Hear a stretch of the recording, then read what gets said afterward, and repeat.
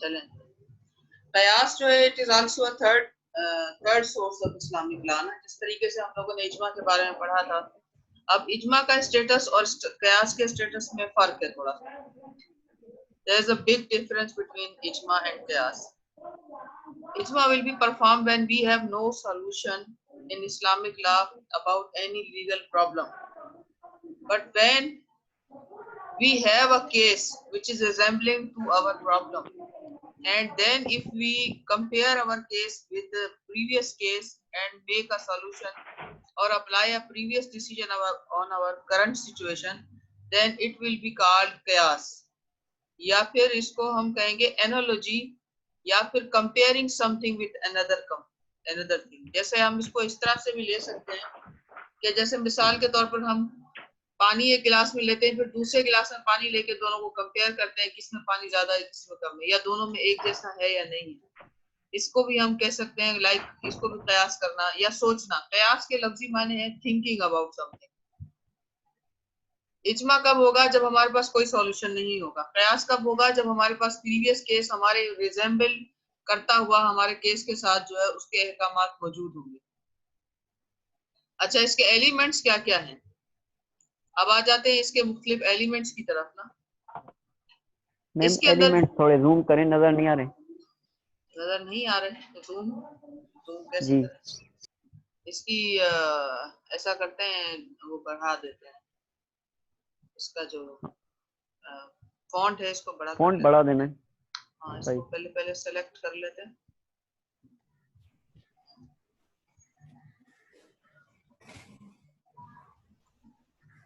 Ma'am जो headings है वो सही है, जो नीचे वाले जो है ना, नीचे वाले नजर नहीं आ रहे। हेडिंग्स नजर आ रही है और नीचे वाला जो है वो नजर। हाँ मैम, हेडिंग्स नजर आ रही है, एलिमेंट्स ऑफ क्यास तक नजर आ रही हैं। अच्छा, और नीचे जो लिखा हुआ है ना नीचे, वो नहीं नजर आ रहा। इसको हम कर लेते हैं ना बड़ा। हाँ, उसमें थोड़ा सा इशू हो रहा है। इसको हम असल में स्क्रीन पे भी तो है, इतना आ रहा है। अब आपको नजर आ रहा है, इतना कर लें इसको 30। जी मैम, हाँ आ रहा है। Thank you ma'am. चलें ठीक है, लेट अस स्टार्ट। अच्छा, अब हम देख लेते हैं थोड़ा सा। हाँ, ये थोड़ा बाहर हो गया, इसको मैं कर लेता हूँ, इसको ऐसे कर लेते हैं।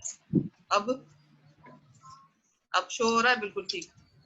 जी मैम, क्लियरली। चलें ठीक है, एलिमेंट्स ऑफ कयास पे आ जाते हैं। एलिमेंट्स का मतलब होता है हिस्से ना। अब जब हम इसकी डेफिनेशन को देख रहे हैं तो उसमें हमें दो तीन चीजें तो वैसे ही वाजे पता लग रही हैं कि एक हमारे पास प्रीवियस केस है, we have a case which is already decided, ठीक है। अच्छा, अब जब हम दूसरे पार्ट पे आ जाते हैं तो हम देख रहे हैं कि हम उसको कंपेयर कर रहे हैं किस चीज के साथ, के जो हमारे पास प्रेजेंटली सिचुएशन है उसके साथ। तो अब जब हमारे पास दोनों चीजें जो है वो, हमें दो हिस्से तो उसके वैसे ही नजर आ गए। तो इसके अंदर एक और चीज है कि हम क्या कर रहे हैं कि हम जो डिसीजन हमारे प्रीवियस केस के ऊपर था उसको हम अप्लाई कर रहे हैं अपने प्रेजेंट केस के ऊपर। तो ये इसके एलिमेंट्स जो बिल्कुल क्लियरली समझ आ रहे हैं। फिर अब आ जाते हैं हम इसको डिटेल के अंदर पढ़ने के लिए। The definition shows that there are 4 elements of कयास। Number 1, case set of facts mentioned in the text with हुक्म। यानी कि हमारे पास जो है, जो हमारे पास प्रीवियस हुक्म मौजूद है, जो हमारे पास प्रीवियसली केस मौजूद है, उसके अंदर जो पहले से डिसीजन भी हुआ है, तो वो हमारे पास हो गया नंबर 1 एलिमेंट। और उसके अंदर हुक्म भी मौजूद है, उसे हम कहेंगे असल। अब दूसरे के सेकंड हमारा जो उसका एलिमेंट है, द हुक्म of the set of facts mentioned in the text. सबसे पहला एलिमेंट हो गया कि हमारे पास जो हुक्म अल्लाह ताला की तरफ से आया किसी एक प्रीवियस केस के ऊपर। नंबर 2, हमारे पास set of facts mentioned in the text. Text हम जब लफ्ज इस्तेमाल कर रहे होते हैं तो हमारा मतलब होता है कुरान पाक, ठीक है। तो टेक्स्ट के अंदर जो सेट ऑफ फैक्ट्स मेंशन है कि भाई ये मामलात हैं, उसके ऊपर जो हमारे पास हुक्म है वो असल हो गया, और वो जो सेट ऑफ फैक्ट्स या सेकंड हमारा जो केस है वो हो गया माकिस अलैह। अच्छा, अब हमारे पास आ जाता है थर्ड वो रीजन है, वो काज है या अंडरलाइंग काज जिसके ऊपर वो डिसीजन आया। यानी कि हम यूं भी कह सकते हैं कि द रीजन या फिर वो आर्ग्यूमेंट्स जिनकी बेस के ऊपर वो हुक्म हुआ। अब चौथे नंबर पे हमारे पास जो फोर्थ एलिमेंट आ जाता है वो हमारे पास आ गया, वो न्यू केस जिसके ऊपर हमने अप्लाई करना है प्रीवियस केस के डिसीजन को। अब हमने इसमें मैच क्या चीज करनी है, हमने इसके अंदर मैच करना है कि इन दोनों केसेस का इला सेम है या नहीं। इला का मतलब हो गया कि रीजन उन दोनों के अंदर क्या वो सेम एग्जिस्ट कर रहा है, फैक्ट्स दोनों के अंदर क्या वो सेम मेंशन जो है वो एक दूसरे के साथ मैचअप हो रहे हैं या नहीं हो रहे। तो इस बेस के ऊपर हम क्या करेंगे, जो प्रीवियस डिसीजन होगा हमारे पास उसको हम न्यू डिसीजन के ऊपर करेंगे अप्लाई, न्यू केस के ऊपर अप्लाई करेंगे। ठीक है, अब हमारे पास जो है क्योंकि अच्छा, अब कयास के बारे में हम इसको यूं भी कह सकते हैं कि जो जिस तरीके से इसकी हम मिसाल लें तो हमारे आज के दौर के अंदर जो इस वक्त हमारे पास केसेस होते हैं हमारी कोर्टों के अंदर, हम वहां से एक रूलिंग ले लेते हैं, रूलिंग को लेकर और हम कोर्ट में जाते हैं कि जनाब ये केस जो है प्रीवियसली इसी कोर्ट ने डिसाइड किया है और ये रूलिंग जो है या फिर ये रूलिंग सुप्रीम कोर्ट की है, आप इसको देखें और हमारा जो केस आपके पास पेंडिंग में है उसके और इसके इफेक्ट सेम है तो आप इसके ऊपर इसको अप्लाई करें। ठीक है, तो ये पूरी की पूरी जो है ये एक प्रोसेस हो जाता है। आपके पास अगर अभी बुक मौजूद हो तो उसमें एग्जाम्पल्स लिखी हुई है ना कयास, आपकी बुक में से ही मैं आपको एग्जाम्पल एक समझा दूं। सबसे पहले हमारे पास जो केस मौजूद है इसके अंदर वो है the prohibition of Qamar wine from grapes is laid down in the Quran. The text prohibits khamar along with the statement of the disaster it lead to, that is enmity and hatred among people. How khamr, according to the some jurists, the Hanafis, is the same of the intoxicating liquor made of grapes, grape juice called wine in English.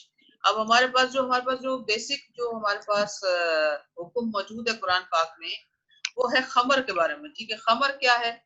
Qamar वो शराब है जो किस चीज से तैयार की जाती है, वो तैयार की जाती है अंगूरों के जूस से। ठीक है ना। अब उसके अंदर रीजन क्या बताया गया कि ये क्यों मना है या क्यों हराम इसको करार दिया गया। रीजन है उसके अंदर इंटॉक्सिकेशन, या जो उससे नशावर जो कंडीशन पैदा हो जाती है जिसकी वजह से इंसान जो है अपने होश खो बैठता है। The Arabic term khamr in their view does not include other intoxicating liquor like whiskey and beer.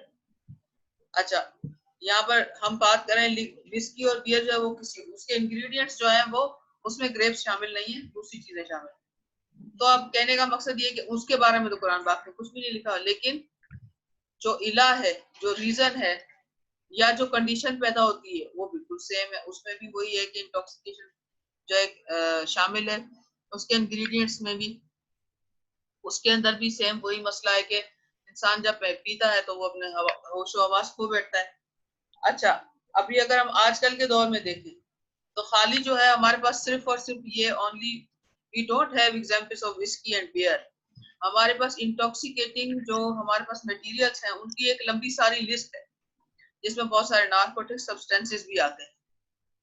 ठीक है, the majority however says that even if the word khamr is in its literal meaning does not cover the other types of intoxicating liquor, और हम कह सकते हैं कि intoxicating materials भी लफ्ज यूज कर सकते हैं। The hukum of the khamr can be extended to them through qiyas और analogy, the reasoning। अगर हम उसके अंदर रीजनिंग नहीं करेंगे तो हम अगर एज इट इज कहेंगे तो नहीं, एज इट इज तो हमारे पास कोई उसको हम अप्लाई नहीं कर सकते न्यू केसेस के ऊपर या न्यू प्रॉब्लम्स के ऊपर।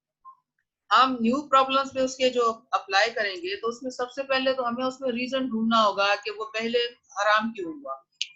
The jurist first decided that ilah or the underlying cause for which khamr has been prohibited is intoxication। अब सबसे पहले उसके अंदर जो हम काज ढूंढ रहे हैं वो हमें मिलेगा कि इंटॉक्सिकेशन जो है वो रीजन है। दोनों के अंदर जो है वो दोनों सब्सटेंसेस के अंदर इंटॉक्सिकेशन मौजूद है। On examining the other intoxicating liquor or the materials, they find that the property of the intoxicating is found in them. When it is verified that this property is found, they hello जी जी, आपकी आवाज आ रही है। Ma'am, ये slide आप previous show कर रही हैं मेरे ख्याल से। जो आप नहीं पहले पढ़ रही थी वो स्लाइड अब शो हो रही है। नहीं, जो मैंने आपको सिर्फ जो है अभी ये जो मैं बता रही हूँ ना एग्जाम्पल्स, वो इसके अंदर हमारे पास स्लाइड्स में नहीं है, वो मैं आपको बुक में से बता रही हूँ, ठीक है। इसलिए ताकि आपके पास बुक तो है ना, आप बुक में घर में पढ़ लीजिएगा, ठीक है। और अगर आपके पास सही। नहीं होगी तो मैं पिक लेकर उसकी जो है वो शेयर कर लूंगी, ठीक है। अच्छा, यहाँ पर नहीं लिखी हुई, इसमें तो सिर्फ वो एलिमेंट्स लिखे हुए हैं, ठीक है ना, इसके ऊपर स्लाइड के ऊपर। ये जो मैं आपको समझा रही हूँ ये बुक में से समझा रही हूँ। Now you understand. मैं अभी कंटिन्यू करूँ, ठीक है। अच्छा, अब इसके अंदर हम जब कंपैरिजन कर रहे थे तो हम देख रहे थे कि इसमें प्रॉपर्टी सेम है, उसमें भी इंटॉक्सिकेशन है, इसमें भी इंटॉक्सिकेशन है। अच्छा, अब आगे चलते हैं। When it is verified that this property is found, they extended the hukum of khamar, which is prohibition, to the other intoxicating liquors as well. Thus, khamar in this case is asal, the maqis alay. Each one of the other intoxicating material is far. New case जो है उसको हम फर कह रहे हैं, और the maqis and the property of being intoxication is ila. The prohibition of the khamar in the hukumul asal, while the prohibition of the whiskey and other intoxicating material is hukumul far. अब ये इसको मैंने इसको आपको operation करके बताया कि इसको हम किस तरह से जो है अप्लाई करेंगे तो ये किस तरह इसके पीसेस हो जाएंगे। जैसे मैंने आपको ये अभी ये नीचे जो ब्लैक कलर के अंदर टेक्स्ट में लिखा हुआ है कि जो हमारे पास प्रीवियस केस होगा वो असल कहलाएगा, ठीक है। रूट केस जो होगा जिसके ऊपर जो है हमारा हुक्म अल्लाह ताला की तरफ से आया, और उसके ऊपर जो आने वाला हुक्म है वो हुक्म असल कहलाएगा, और जो रीजन है वो इला कहलाएगी, जिस रीजन की वजह से वो हुक्म आया। अब जो हमारे पास न्यू केस होगा उसे हम कहेंगे फर्क, और जो हम एक्सटेंड करेंगे पूरे प्रीवियस डिसीजन को उसके ऊपर वो कहलाएगा हुक्मुल फर्क, ठीक है। ये यहाँ तक बात समझ में आई, या अगर किसी को कोई इसमें भी कंफ्यूजन हो तो आप बताएं। जी, समझ में आया आप लोगों को? आप लोगों की तरफ से कोई मैम रिप्लाई थोड़ा नहीं है? रिपीट कर दें। मैम थोड़ा अच्छा, रिपीट कर दें मैम। कहाँ से रिपीट कर दूं? आप मुझे बता दो, मैं वहीं से रिपीट कर लेती हूँ, कोई मसला नहीं। मैम ये एलिमेंट्स जो फर और जो आपने असल के बारे में वो बताया मैम, यहाँ पे हाँ बुक्स में लिखा हाँ हुआ है मैम। हाँ, ये बुक में लिखा हुआ है, बिल्कुल मैडम लिखा हुआ है। मैडम मैडम जी थोड़ा जी। सिंधी में थोड़ा ॿुधाए छॾियो, थोरो सिंधी में सम्झाए छॾियो।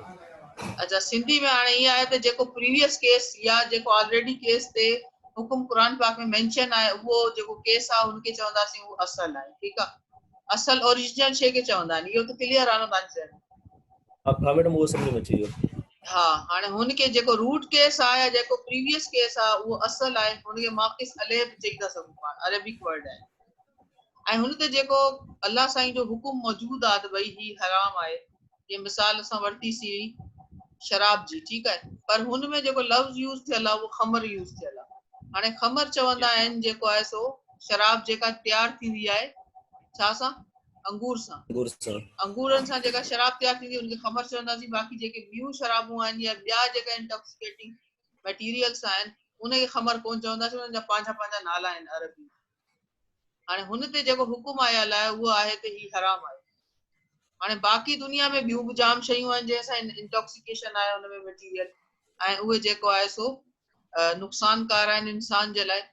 पोइ जेको असां हुन ते हुकुम हुन ते एक्सटेंड कंदा आहियूं, चवंदा आहियूं बाबा ही बि हराम आहिनि, छो त खमर हराम आहे, ऐं हुनजो जेको रीज़न अलाह साईं ॿुधायो क़ुरान पाक में उहो इहो आहे त भई हिन सां नशो क्रिएट थिए थो, ऐं जेको इंटॉक्सिकेशन थिए थी हुनमें जेको इंसान पंहिंजो हवास वग़ैरह हुनजा गुम थियो वञे, इहो इला आहे, दैट इज़ द रीज़न। ऐं रीज़न हिननि जेका असांजा नवां केसिस या नवां असांजा मटीरियल हिननि में सेम आहे, पोइ पाण छा कंदासीं त उहो सेम हुकुम हुननि ते अप्लाई कंदासीं। पोइ जेको नओं केस आहे, जेको नओं मटीरियल्स आहिनि, जीअं इंटॉक्सिकेटिंग मटीरियल्स जाम आहिनि, नार्कोटिक्स सभु हिन में अचनि था, त उनखे चवंदासीं फर्क। ऐं जेको असां प्रीवियस हुकुम हुन ते अप्लाई कंदासीं त बाबा ही बि हराम आहिनि, हिनखे चवंदासीं हुकुमुल फर्क, ठीकु आहे। हाणे हेसि ताईं समझ आई ॻाल्हि? यस, जी जी, मैम समझ अची। हाँ ठीक है ना। बस हाणे फर्दर अॻिते हलूं पाण। Yes, ma'am. madam. Acha, according to hadith, where there is a revealed injunction, I will judge among you according to the reason. The general principle behind the process of qiyas is based upon understanding that every legal injunctions guarantees a beneficial about the welfare objectives. Thus, if the cause of an injunction can be deducted from the primary source, then analogical deduction can be applied on the cases with the similar cause. Means if we have a previous decision या हमारे पास पिछले जो है वो उसके ऊपर injunctions मौजूद injunctions हैं यानी अल्लाह ने उसके अंदर prohibit किया किसी बात की वजह से या कंहिं शइ जी वजह सां अल्लाह साईं उनखे मना कयो आहे कि भई ही शइ तव्हां इस्तेमाल न कंदो जेकॾहिं हुन सां रिज़ेम्बलिंग कंदी हुई को ॿी शइ अची थी वञे नवीं त पाण हुन में जेको एग्ज़िस्टिंग काज़ आहे या जेको रीज़न आहे जंहिंजी वजह सां उहो मना आहे उनखे पाण रिज़ेम्बल करे उहो उन हुकुम खे एक्सटेंड करे था सघूं ठीकु आहे दैट इज़ कॉल्ड एनालॉजी और द रीज़निंग सही आहे हाणे जेको आहे हिन मां इहो एतिरो क्लियर थी वियो तव्हांखे हाणे हिन में आहे टाइप्स आहिनि अच्छा हाणे एग्जांपल्स में ॿिया बि ॿ टे आहिनि वो तव्हां पढ़जो अच्छा पाण सुभाणे पंहिंजी जेका क्लास हूंदी न उनमें पाण हिन जे टाइप्स पढ़ंदासीं क़यास जा ऐं जेका अॼु वारी असांजी क्लास आहे हुन में पाण जेको डिस्कस कयो आहे न सिर्फ़ु असां जेको आहे सो क़यास खे सम्झण जी कुझु आहे छा क़यास व्हाट इज द क़यास and what are the elements of क़यास हाणे इहो समझ में अची वियो हिन खां अॻिते जेको आहे यस यस जी मैम क़यास है उनमें डिफरेंस छा है इजमा में हाँ शुरू में मूं असल में इहा ई ॻाल्हि डिस्कस पे कई था ना what is the difference between क़यास एंड इजमा त उन टाइम त असां वटि स्टूडेंट्स थोड़ा घटि हुया शायद तव्हां देर सां जॉइन कयो हूंदो द इजमा इज जी मैम नेट जो मसलो हुयो तो also it is a source of law but ijma will be held on that time whenever we don't find any kind of solution in Quran and Sunnah जेकॾहिं मिसाल आहे त को अहिड़ो प्रॉब्लम क्रिएट थी थो वञे त जंहिंजो जेको आहे सो हल या जंहिंखे डिस्कस थियल ई कोन्हे सफ़ा क़ुर पाक में सां रिज़ेम्बलिंग का शइ कोन्हे असांखे को हुन में सॉल्यूशन नथो मिले ऐं को हुन जी डिस्कशन नथी मिले का शइ नथी मिले त पोइ असां इजमा जी साइड ते वेंदासीं ईअं जेकॾहिं Islamic world is facing something some problem then we have to go for ijma when we don't find any kind of solution if we find solution right. if we find resembling case and then we extend the analogy then it will be called qiyas it is not ijma okay अच्छा हाणे इजमा जे लाइ अच्छा madam ओ इजमा जो जेको हल निकरंदो जेको solution निकरंदो उहो बे त पोइ वारा जेके केसेस उन्हनि में थींदो या उहो अलॻि सां थींदो न इजमा में तो वेंदा ई ओडी महिल असां ओडी महिल वेंदासीं जेॾी महिल असांखे प्रीवियस को बि डिस्कस थियल या डिसाइड थियल केस नथो मिले if we don't find any kind of example then we go for इजमा अच्छा हाणे इजमा में हिकिड़ो ॿियो बि फ़र्क़ु आहे त इजमा जे लाइ तमामु मुज्तहिदीन जो एग्री थियणु ज़रूरी आहे पर क़यास में ईअं कोन्हे इन द केस ऑफ क़यास a single jurist can perform single मुज्तहिद कैन परफॉर्म अ क़यास ॾिसो असां जेॾी महिल बि सोसाइटी में को प्रॉब्लम थींदा आहिनि पोइ छा कंदा आहियूं पाण पंहिंजो मसइलो लिखंदा आहियूं ऐं वञी फतवा वठंदा आहियूं जेको मौलवी खां या उन्हनि खां मुफ्तियनि खां that is a kind of क़यास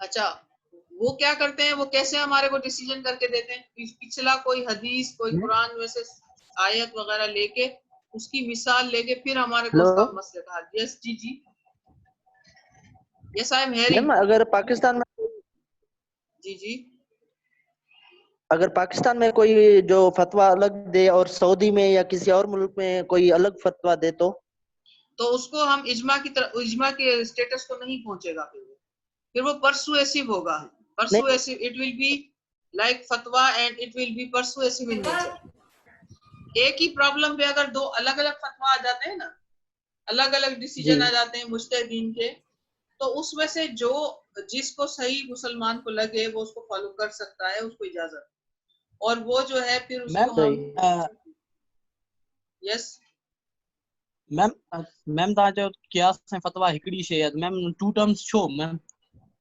न क़यास जेको है न क़यास छा कंदासीं त जेको प्रीवियस डिसाइड केस उनके एक्सटेंड करे एग्जांपल वठी पाण हिकड़ो डिसीजन कंदासीं दैट इज क़यास ठीक है हाणे टू टाइम्स ये थींदो आ त ॾिसो न इजमा इज समथिंग एल्स इजमा में the problem No, is ma'am, facing not ijma, ma'am. Ma'am, not ijma. Fatwa, ma'am. Qiyas and fatwa. जेको फतवा थींदो वो ॿ दफ़ा Yes, ॾिसो ma'am. न हुते जा कंडीशंस ॾिसो सऊदी जा कंडीशंस अलॻि आहिनि पाकिस्तान जा कंडीशंस अलॻि आहिनि ठीकु आहे हर लिहाज़ No, सां ma'am. Ma'am, excuse me. Ma'am, तव्हां मुंहिंजो सवाल इहो त क़ियास ऐं फतवा तव्हां चयो त हिकिड़ी शइ आहे फतवा में लाइक बि उहा ई शइ थींदी आहे त हिकिड़ो सिंगल मुजतहिद परफॉर्म कंदो आहे को डिसीजन मेक कंदो आहे ऐं जी क़ियास जी में बि हिकिड़ो सिंगल मुजतहिद कंदो आहे त मैम छा फ़र्क़ु आहे ॿिन्हिनि में मैम?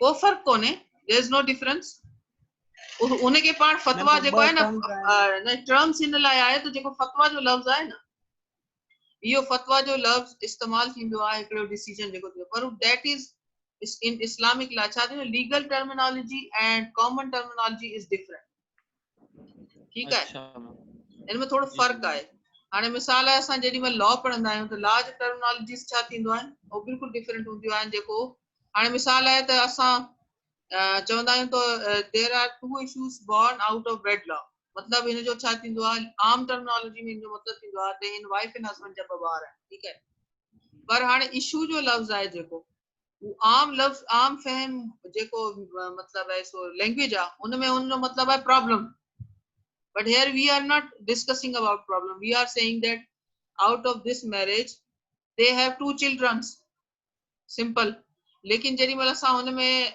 फैमिली मैटर्स में या कंहिं शइ में लिखंदा आहियूं मिसाल आहे पंहिंजो लीगल जेकॾहिं केस फॉर्म कंदा आहियूं त हुन में असां ईअं न लिखंदा आहियूं त दे हैव 2 चिल्ड्रन पाण लिखंदा आहियूं out of this wedlock they have 2 children न बस चवंदासीं 2 इशूज़ वाज बॉर्न ठीकु आहे हाणे इशू जो लफ़्ज़ जेको आहे उहो लीगल टर्मिनोलॉजी में ॿारनि लाइ यस इस्तेमालु मैम थो थिए ठीकु आहे हाणे हिन में थोरो फ़र्क़ु आहे त लीगल टर्मिनोलॉजी में पाण हुनखे क़यास चवंदासीं पर आम माण्हू जेका आहे न आम फहम जेका वर्ड आहे उनजे लाइ यस मैम लफ़्ज़ फतवा यूज़ थींदो आहे फतवा जे लाइ असां वेंदा आहियूं मुफ्तीस खे ॾींदा आहियूं पंहिंजा प्रॉब्लम्स पर हू छा कंदा आहिनि त प्रीवियस केसिस जी मिसाल वठी अहादीस ऐं क़ुरान जी आया मेंशन करे पोइ असांखे डिसीजन करे ॾींदा आहिनि ईअं हवा में हू डिसीजन करे तव्हांखे कोन ॾींदा जेकॾहिं को कंप्लीट मुस्तहिद आहे यस तो he will decide case according to Quran and Sunnah ठीक है अच्छा अभी इसमें समझ लें आप इसको अच्छी तरह से आपको बात समझ में आ जाए तो टाइप्स हम पढ़ लेंगे अगली क्लास के अंदर फिर हम दूसरे किसी टॉपिक पे जाएंगे अभी हम इसी के ऊपर है जी ठीक है अभी इसकी एलिमेंट समझ में आ गए क्या इसके अच्छा इसके अंदर ना एक और भी हमारे पास प्रेजेंटेशन है वो मैं आपको कल उसके ऊपर जो है वो मैं ले आऊंगी उसको हम पढ़ेंगे कल वाली क्लास में हम दूसरी प्रेजेंटेशन से पढ़ेंगे इसमें मैंने आपको सिर्फ जो है वो बेसिकली उसके अंदर क्या है कि उसमें मैं इसको पूरी इसकी एग्जांपल्स वगैरह डाल के थोड़ा अलग करके बनाऊंगी ताकि आपको ज्यादा डिटेल में समझ में आ जाए मैम जी जी hello ma'am yes yes hello ma'am ma'am सनद का क्या मतलब है सनद सनद हाँ सनद का जो लफ्ज यूज इस्तेमाल हुआ है सनद का मतलब है कि कुरानिक वर्सेस या फिर अहादीस मुबारका जो कि ऑथेंटिक है जैसे हमें पता है ना ऑथेंटिक सिर्फ 7 किताबें हैं इसके अलावा कोई भी नहीं ठीक है तो ज्यादातर जो है वो जो दी जाती है मिसाल कि ये सही मुस्लिम शरीफ से हमने ली है हदीस तो ये सनद कहलाती है ठीक है इट इज अ प्रूफ अच्छा और अगर कुरान पाक की अगर कोई आया मेंशन की जाती है तो कहते हैं कि कुरान पाक की वर्स नंबर फला आया नंबर फला तो दैट इज कॉल्ड सनद सनद का मतलब है proof from Quran and Sunnah ठीक है मैम थोड़ा इला एंड फर्दर समझाइए भाई मतलब ये है इसका कि जैसे हम कहते हैं कि अगर हम इसकी मिसाल हम दूसरे किसी कानून में लें तो जैसे मिसाल के तौर पे हम कहते हैं कि भाई ये सेक्शन नंबर फला हो गया और ये हो गया पाकिस्तान पेनल कोड का सेक्शन नंबर फला या सीआरपीसी का सेक्शन नंबर फला तो ये सनद हो जाती है अरबिक वर्ड है सनद ठीक है और इसको इंग्लिश में हम कहेंगे प्रूफ कि भाई ये फला जगह की बात हम कर रहे हैं फला केस की या अगर हम कोई केस बता दें तो हम कहते हैं कि 1988 SCMR पेज नंबर फला तो इससे हम क्या कह रहे होते हैं हम मेंशन कर रहे होते हैं कि ये जो हमने केस लॉ मेंशन किया है या जो एग्जांपल ले रहे हैं ये हमने कहाँ से ली है किताब का सफा नंबर कौन सा था और साल कौन सा था और ये कौन सा केस था ठीक है बुक कौन सी थी लेकिन यहाँ कुरान के यहाँ पर तो हमारे पास बुक है कुरान ठीक है और दूसरी जो चीज है हमारे पास जो इस्लामिक लॉ के अंदर प्राइमरी जो सोर्सेज हैं उसमें प्राइमरी सोर्सेज से कोई प्रूफ लेकर आने को सनद कहते हैं, लेकिन उसको मेंशन करने का तरीका क्या होता है कि कुरान की अगर हम बात करेंगे तो उसमें हमें आया के साथ वर्स भी बतानी पड़ती है। ऐसा ही है ना, वर्स भी बता, वर्स नंबर फला, आया नंबर फला। अच्छा, अब हमारी जो है वो मीटिंग का टाइम जो है वो खत्म हो रहा है, ठीक है। तो हमारा जो आज का टॉपिक था कयास, उसको हमने डिस्कस कर लिया है। कोई डाउट हो किसी को तो अभी भी पूछ लें। और सीआर आप ले रहे हैं, अटेंडेंस आप ले रहे हैं बेटा? जी जी जी जी, पूछ ले, हमारे पास 5 मिनट है, पूछ ले। मैडम इस रेट समझा जो There is no reveal injunctions. I will judge amongst you according to reason. अगर कुरान के अंदर कोई रिवील कहते हैं किस चीज को, वही नाजिल होने को रिवील करना कहते हैं ना, रिवील होना। रिवील इंजंक्शंस यानी अल्लाह ताला की तरफ से कोई किसी चीज के ऊपर पाबंदी अल्लाह ने क्लियरली, जैसे हम खमर की बात कर रहे थे, फिर दूसरे इंटॉक्सिकेटिंग मटेरियल्स की बात कर रहे थे। अब उनको कुरान पाक में रिवील्ड इंजंक्शंस नहीं है। ये वर्ड मैं आपको बताती हूँ किसके हैं, ठीक है। तो फिर वो जो है ये रसूल पाक सल्लल्लाहु अलैहि वसल्लम के वर्ड्स हैं कि अगर इंजंक्शंस कुरान पाक में क्लियर नहीं होंगे तो आप लोगों के दरमियान जो मैं फैसला करूंगा वो रीजंस की बेस के ऊपर होगा। यानी फिर हम उनको कंपेयर करेंगे और उनके अंदर एनालॉजीज वगैरह जो हैं उनके ऊपर रीजनिंग होगी, फिर उसके बाद हम अप्लाई करेंगे उस डिसीजन। तो ये वर्ड रसूल पाक सल्लल्लाहु अलैहि वसल्लम के।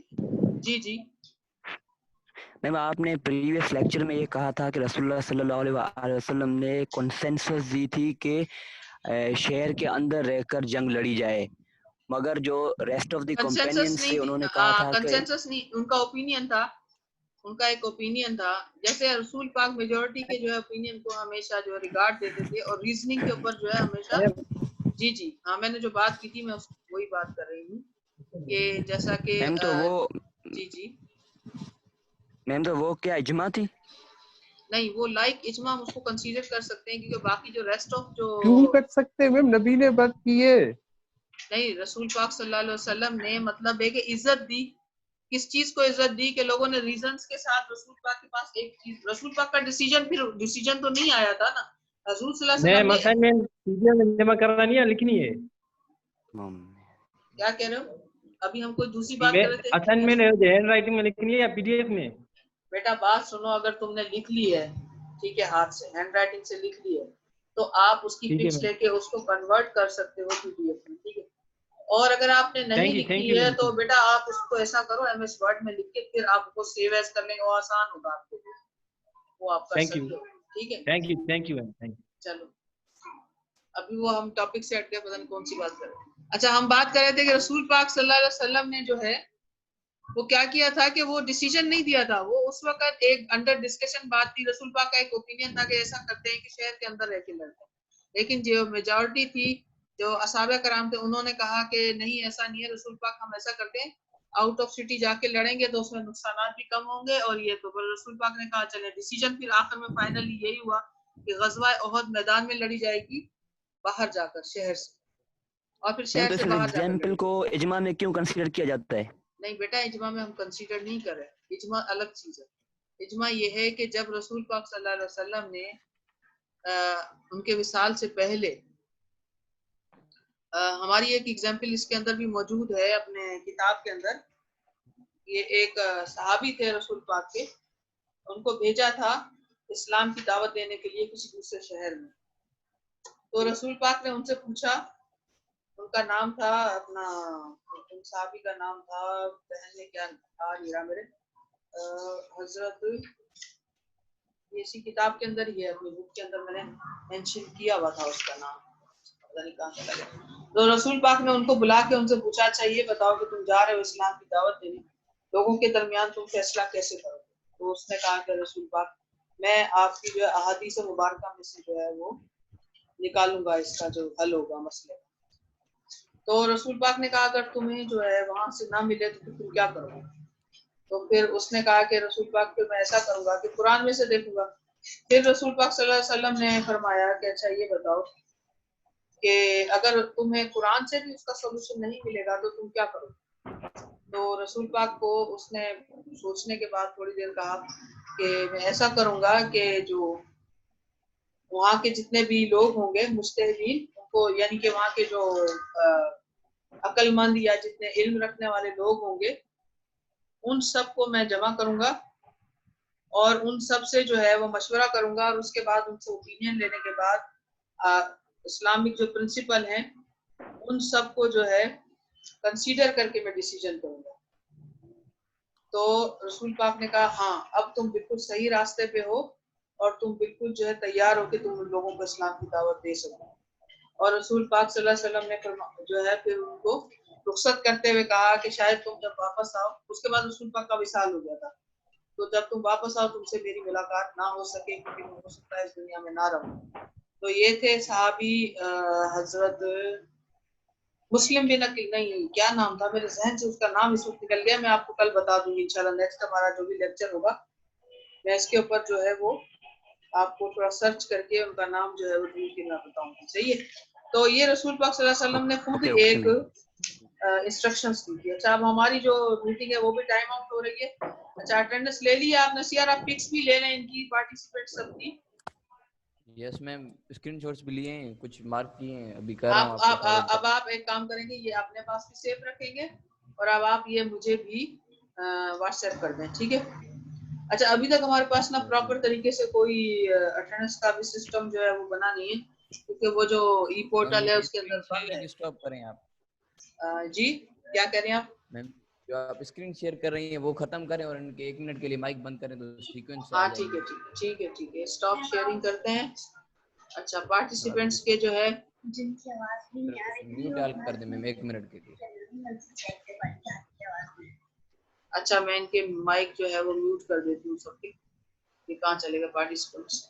एक पार्टिसिपेंट्स के माइक ये रहे, म्यूट ऑल कर दिया, ठीक है।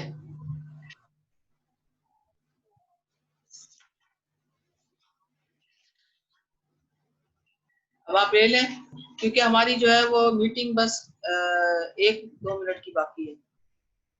काउंटडाउन चल रहा है। ले लिए मैंने स्क्रीनशॉट। चले अब हमारी मीटिंग हो रही है, हमारी जो क्लास है वो एंड हो रही है, ठीक है। अब आप लोग जो है कल हम इंशाल्लाह इसकी टाइप्स भी पढ़ेंगे और उसको और डिस्कस कर लेंगे इंशाल्लाह, ठीक है। ओके मैम जी ma'am, thank you ma'am, okay thank you ma'am. अच्छा आप लोग जो है वो अपनी असाइनमेंट ई पोर्टल के ऊपर वीक 5 के अंदर जा करके आप सबमिट कर सकते हैं। वीक 5 के अंदर मैंने जो लेक्चर दिया था वो था लीगल कैपेसिटी के ऊपर, ठीक है। लीगल कैपेसिटी वाला आप लोगों ने सुना है लेक्चर? आपको मिल गया था? मैंने आप लोगों को कहा भी था कि आप देख लेना, अगर नहीं मिला हो तो आप मुझे बताइएगा, मैं आपसे शेयर कर लूंगी उसको, ठीक है। हाँ तो लीगल कैपेसिटी वाले के अंदर आप जाके, हाँ आप उसके अंदर अपनी सारी जितनी भी आपको असाइनमेंट है एज अ प्रूफ आपको वहाँ जमा करानी है, आप वहाँ जमा करा दीजिएगा, ठीक है। जी जी थैंक यू। ओके अल्लाह हाफ़िज़।